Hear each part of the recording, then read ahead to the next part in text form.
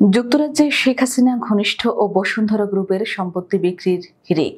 The guardian.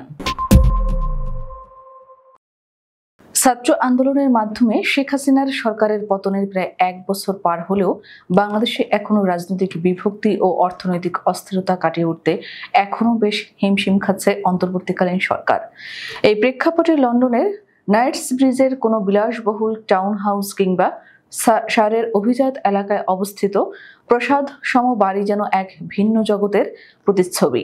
কিন্তু এসব বিলাসবহুল সম্পত্তি হয়ে উঠেছে বাংলাদেশের রাজনৈতিক নাটকের গুরুত্বপূর্ণ অংশ। কারণ সাবেক হাসিনা সরকারের উচ্চপদস্থ ও প্রভাবশালী ব্যক্তিরা রাষ্ট্রীয় চুক্তি ও ব্যাংকিং খাতের অপব্যবহার করে কোটি কোটি পাউন্ড বিদেশে পাচার করেছেন।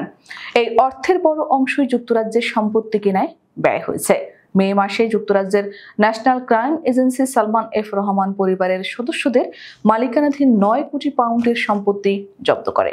1 মাসের ব্যবধানে এনসিএ সাবেক ভূমিমন্ত্রী সাইফুজ্জামান চৌধুরীর 17 কোটি পাউন্ড মূল্যের সম্পদ জব্দ করে, যার মধ্যে 300 এর বেশি ফ্ল্যাট, অ্যাপার্টমেন্ট ও বাড়ি ছিল যুক্তরাজ্যে। এরই মধ্যে গার্ডিয়ান এবং ট্রান্সপারেন্সি ইন্টারন্যাশনাল এক যৌথ অনুসন্ধানে জানতে পেরেছে, শেখ হাসিনার সরকারের পতনের পর যুক্তরাজ্যে সম্পত্তি বিক্রি, হস্তান্তর ও বন্ধকীকরণের মতো অন্তত 20টি অ্যাপ্লিকেশন ফর ডিলিং হয়েছে, যেসব ব্যক্তি ঢাকায় তদন্তাধীন। তদন্তকারীরা প্রশ্ন তুলেছেন, যুক্তরাজ্যে আইনজীবী ও পরামর্শ প্রতিষ্ঠানগুলো যথাযথ যাচাই না করে এসব লেনদেনে সহায়তা করেছে কিনা। বাংলাদেশের অন্তর্বর্তী সরকারের শীর্ষ পর্যায়ের নেতারা যুক্তরাজ্য সরকারের প্রতি আহ্বান জানাচ্ছেন, তদন্ত চলাকালে সন্দেহভাজনদের আরও সম্পদ ফ্রিজ করার জন্য যাতে তারা পালানোর সুযোগ না পায়। বাংলাদেশ ব্যাংকের গভর্নর আহসান মানসুর বলেন, আমরা জানি অনেকেই তাদের সম্পদ দ্রুত লিকুইডেট করার চেষ্টা করছে। যুক্তরাজ্য সরকারের উচিত আরও ফ্রিজিং অর্ডার দেওয়া। এতে আমরা যথাযথ প্রক্রিয়ায় সম্পদ ফেরত আনার আশায় থাকব। বাংলাদেশের দুর্নীতি দমন কমিশনের চেয়ারম্যান মোহাম্মদ আব্দুল মোমেন জানিয়েছেন, তিনি এনসিএ এর কাছে আরও ব্যক্তির সম্পদ জব্দের অনুরোধ জানিয়েছেন। এই প্রেক্ষাপটে বাংলাদেশ সরকার এবছরের জুনে প্রধানমন্ত্রী মোহাম্মদ ইউনূসের নেতৃত্বে একটি উচ্চ পর্যায়ের প্রতিনিধি দল লন্ডন সফরে যায়। ডরচেস্টার হোটেলে অবস্থান করে যুক্তরাজ্যের সঙ্গে সম্পর্ক জোরদারের চেষ্টা চালায়।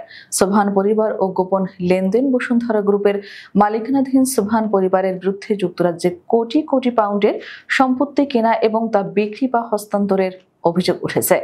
নাইটস ব্রিজে অবস্থিত এক 4 তলা বাড়ি আগে বসুন্ধরার এমডি স্যাম সোবহান আনভিরের নামে ছিল, যা সংযুক্ত আরব আমিরাত ভিত্তিক একটি প্রতিষ্ঠানের মালিকানায় দেখানো হয়েছিল। 2024 সালের এপ্রিল মাসে সেই বাড়ি ব্রুক ভিউ হাইটস লিমিটেড নামে একটি ব্রিটিশ প্রতিষ্ঠানের নামে হস্তান্তর করা হয়। এই কোম্পানির পরিচালকেরা আগে সোবহান পরিবারের হয়ে সম্পত্তি কেনাবেচার কাজে জড়িত ছিলেন। পরে ওই বাড়ি 7.35 মিলিয়ন পাউন্ডে একটি নতুন প্রতিষ্ঠানের কাছে বিক্রি হয়, যার পরিচালক এক অচেনা হিসাবরক্ষক।